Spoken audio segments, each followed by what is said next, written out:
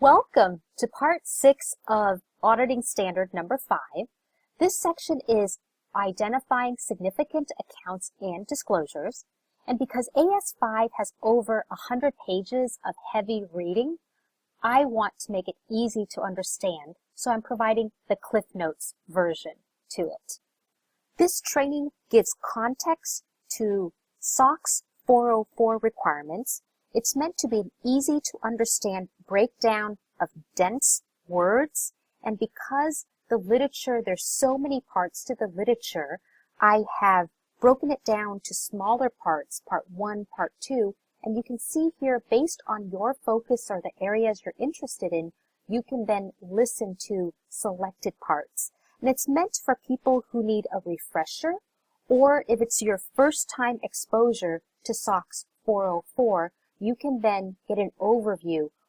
This table of contents came directly out of Auditing Standard 5 from the PCAOB. I've just made it into chunks so that it's easier to understand and follow.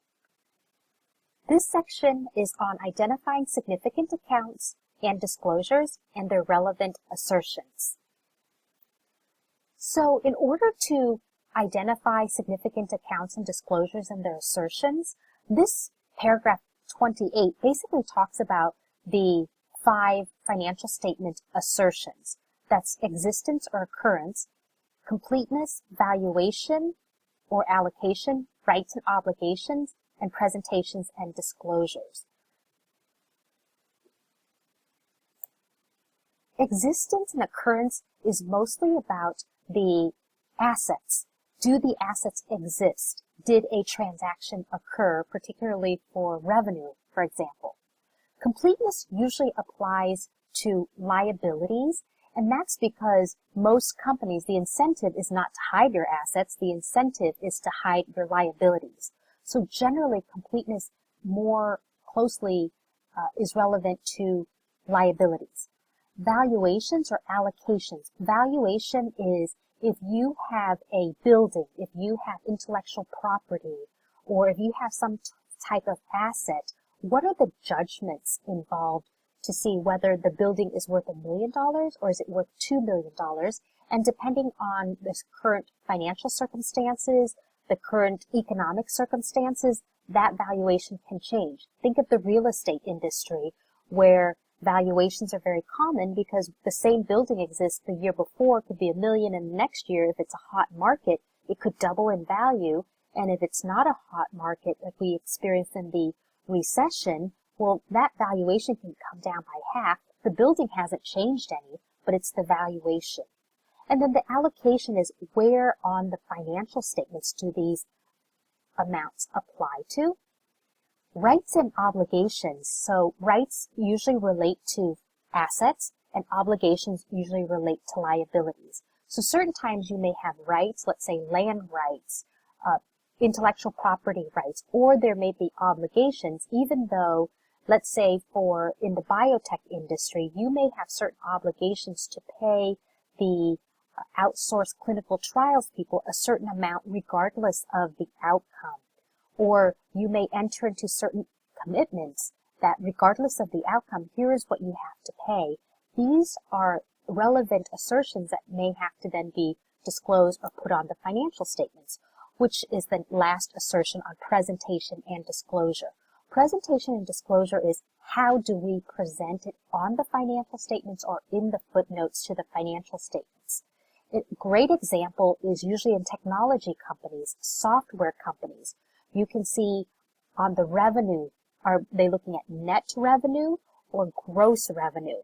And typically, for example, if you have a pass-through, this is also part of that gross versus net conversation, where let's say if you do $1 billion in revenue, but really you get 2% of that revenue, well, should you be presenting revenue? Is net revenue the more relevant one? Do you show gross revenue and show contra revenue, which is a deduction? And then really the net revenue is what's important.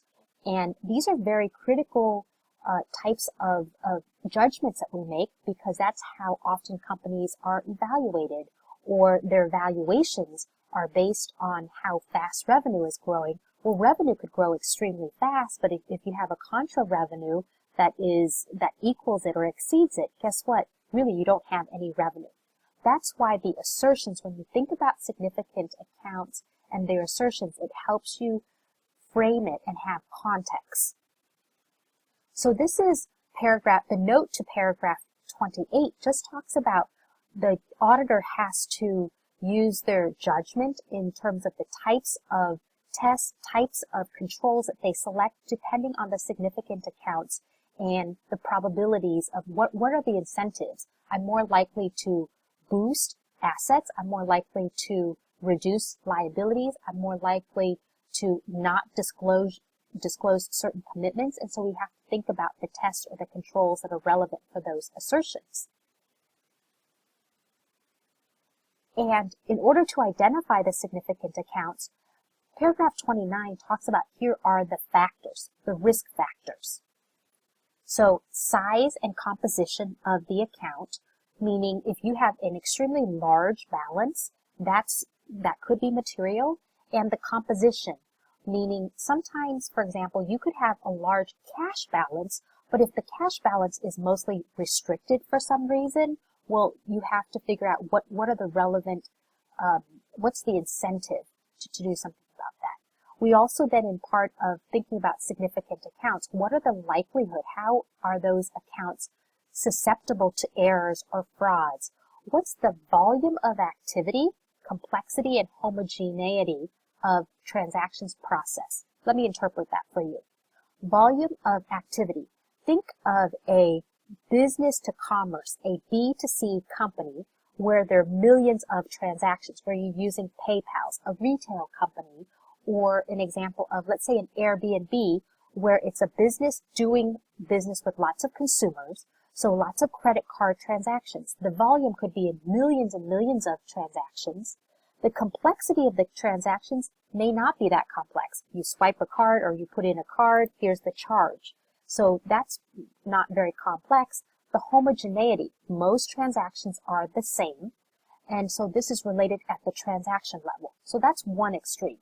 Or you could have a company, let's say an Oracle, for example, where the volume of activity, it's not going to be millions and millions of $200, $500 transactions or charges.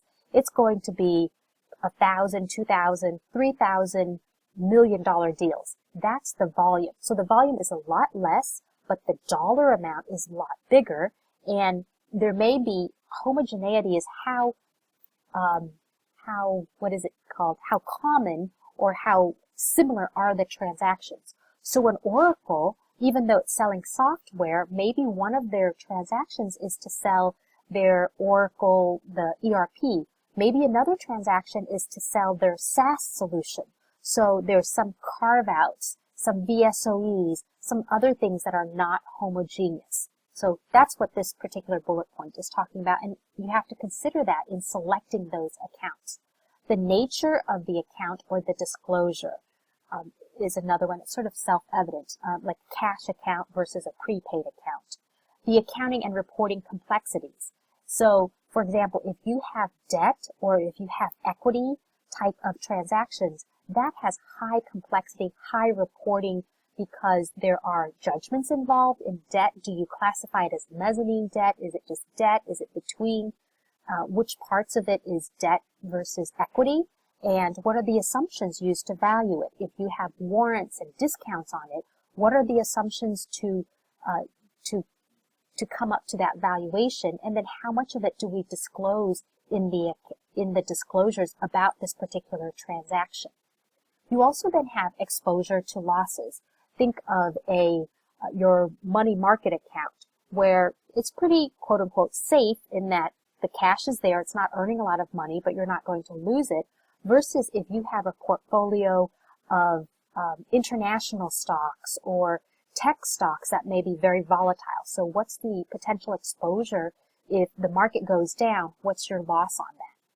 There's also contingent liabilities. And that's where oftentimes the contingent liabilities, whether we record the transaction on the balance sheet or because it doesn't meet certain criteria in FAS 5 or others, maybe it has to be disclosed instead. And the related party transactions, if you remember going back to the Enron scandal that started this, it was related party transactions. Do they exist? Do we know whether they exist or not? Should they be in the account, and should they be separately disclosed and put little bright lines and highlights on those? And you also have changes from prior period. So one account from 1 year to the next, 1 quarter to the next, maybe it's called prepaids, but last year prepaids was just standard insurance normal amortization, and maybe this year that account has something completely different in it. Even though it is a prepaid, maybe it's a prepaid for an event of some sort. Well, there are some changes in that type of account that either we have to account for it differently or at least be aware so that we can disclose it. And as you go along in here, the question that we should be asking ourselves as we do the risk assessment and think about significant accounts and disclosures is, what could go wrong? This is where the phrase continues to come up now consistently, is what could go wrong given a significant account. And the risk factors that we have to evaluate for those is paragraph 31 basically says that the significant accounts and disclosures are relevant both for the financial statement audits and for the audit of internal controls. Now, we look at the components of it, and oftentimes what you will get, what paragraph 33 is talking about is when you have a billion multinational company with lots of locations or lots of business units, or even if you're just a smaller company, there are locations that may aggregate. So you have Netherlands, you have a UK, you have Asia, you have China. Well, this whole assessment is based on the consolidated financial statements. And here it references Appendix B, which shows you how to do the scoping to make the decisions of which locations are significant. So not only are you looking at significant accounts and disclosures, but you're also looking at significant locations or business units. And typically, the rule for a significant location or a business unit is 5%. And that's just a general guideline, but there are other quantitative types of factors that you want to consider as well.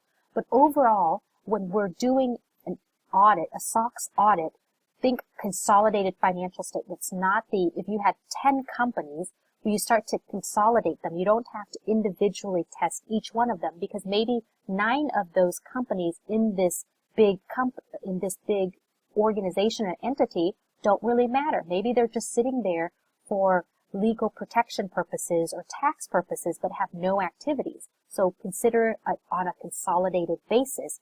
And it helps us also argue for our clients when we need to do testing. We want to reduce the work or be very efficient in what we do and not have to test 10 entities when really it's 8 of them are not significant. It's really 2 that are.